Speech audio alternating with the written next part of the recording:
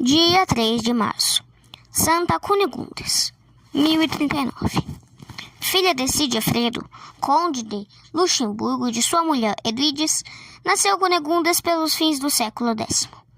Origem e qualidades ótimas, morais e físicas, concorreram para Cunigundes ser o encanto de todos que, pelas circunstâncias, ficassem em contato com a nobre condessa de Luxemburgo.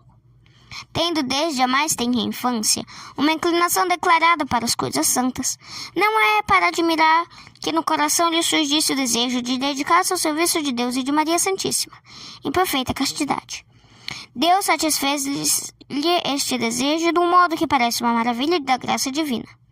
Casada com Henrique, imperador da Alemanha, com um ínclito esposo recebeu a coroa imperial das mãos do Papa Benedito VIII, em Roma. Vivendo na maior harmonia e caridade um com o outro, sua única aspiração era trabalhar pela honra de Deus, santificação do seu nome e pela felicidade dos súbditos. Exemplo tão edificante de um casal no trono imperial, muito naturalmente devia provocar as iras profundas do inimigo de todo o bem. Tratou este de semear discórdia entre os dois esposos, que até então tinham sido um coração e uma alma. Não era difícil que se encontrassem instrumentos próprios para pôr em execução o plano tenebroso. Surgiu uma calúnia, como mais infame não podia ser inventada, contra a honra da virtuosa esposa. A princípio, Cunigundes sofreu tudo com grande paciência, se bem que todo o seu dever se revoltasse contra tanta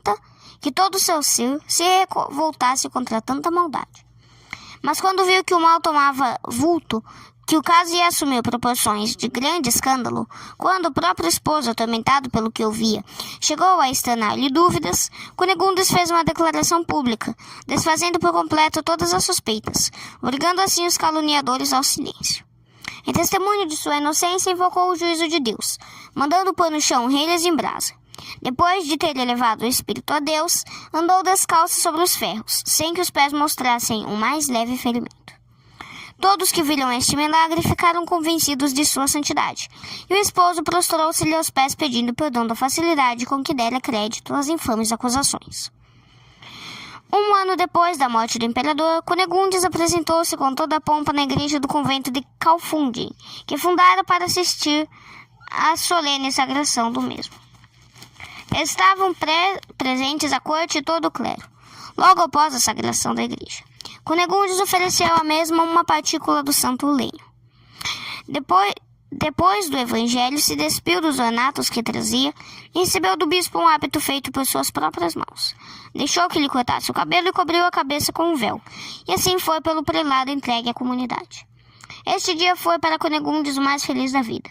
15 anos viveu como religiosa naquele convento, dando a todas as irmãs o exemplo de grande virtude, sujeita em tudo às determinações da regra e da obediência.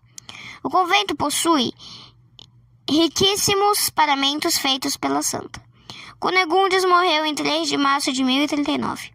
Prestes a entregar a alma ao Criador, notou que os irmãos traziam cobertas preciosíssimas para a exposição do seu corpo na câmara ardente. Pediu então que a vestissem com o hábito da ordem. Desejava ter a sepultura ao lado de Henrique, seu irmão e senhor. Diz a lenda que no momento em que se abria o túmulo do imperador, ouviu-se uma voz do céu. Ouvir de Nilo contribui, ao virgem dê lugar à virgem.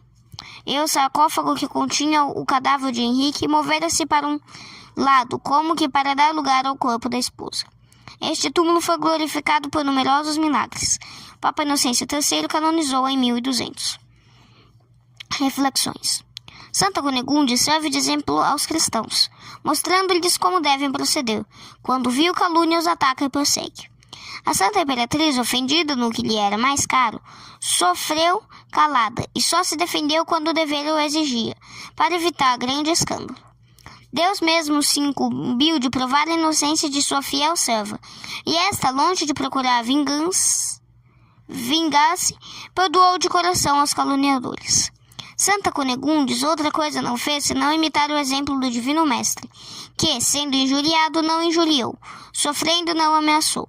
Não é cristão, não merece o nome de discípulo de Jesus Cristo quem não quer sofrer com paciência e injúrias, calúnias e injustiças, mas ao contrário, em vez de perdoar, anda com projetos de vingança, procurando tirar a desforra. 2. Santa Cunegundes abandonou as honras e glórias do mundo.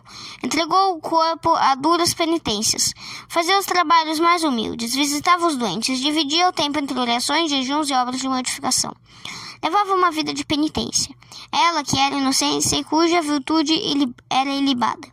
Tudo isto fazia para tornar-se mais semelhante ao divino esposo e adquirir o mais alto grau possível de santidade. Que fazes para chegar à perfeição? Que fazes por amor de Deus? Por amor do corpo fazes muita coisa. Para subir no conceito dos homens não medes sacrifícios. Nada negas aos reclamos do egoísmo. Tudo que ele quer para a tua comodidade, facilmente tem, quando um tempo não te resta para atender um pouco às necessidades da alma. Horas passas em inúteis conversações e divertimentos frívolos.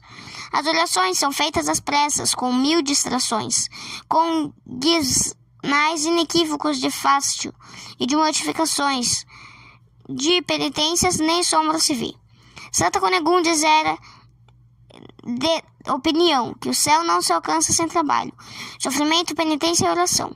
Tu pensas que tudo isto é indispensável, e por isso, se de todo modo não dispensas estas obras de piedade, as reduzes ao mínimo. A imitação de Cristo diz sobre este ponto. Nós nos enganamos a nós mesmos, pelo amor desordenado que temos ao nosso corpo. Não é admissível que tenhas na terra uma vida cheia de gozo e no céu estejas unido a Cristo.